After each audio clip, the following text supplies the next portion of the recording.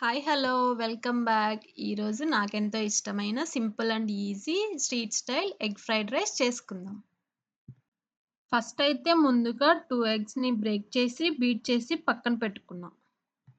తరువాత ఒక పాన్‌లో ఆయిల్ వేసుకొని, ఆయిల్ హీట్ అయ్యాక ముందుగా బీట్ చేసుకున్న ఎగ్‌ని వేసి ఒక 2-3 మినిట్స్ కదపకుండా కుక్ అవ్వనివ్వాలి. కాసేపు ఆగిన తర్వాత ఎగ్‌ని మొత్తం చిన్న చిన్న పీసెస్‌గా స్క్రాంబుల్ చేసుకోవాలి. ఇప్పుడు సేమ్ ఇదే పాన్‌లోనే మనం ముందుగా చాప్ చేసుకున్న garlic, carrot pieces, beans, chillies అన్నీ వేసి నీట్‌గా సాట్ చేసుకోవాలి. ఈ వెజ్జీస్ అంతా ఒక 50% వరకు కుక్ అయిన తర్వాత, మనం ముందుగా స్క్రాంబుల్ చేసుకున్న ఎగ్‌ని మొత్తం కలిపి వెజ్జీస్‌తో ఒక 75% వరకు కుక్ అవ్వనివ్వాలి.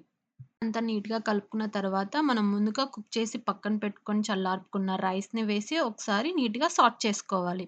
తర్వాత ఇందులోకి సాల్ట్, చిల్లీ పౌడర్, జీరా పౌడర్, సోయా సాస్ వేసి నీట్‌గా కలుపుకోవాలి. ఫ్లేవర్ మొత్తం రైస్‌కి పట్టేలా ఒకసారి మంచిగా నీట్‌గా మిక్స్ చేసుకోవాలి.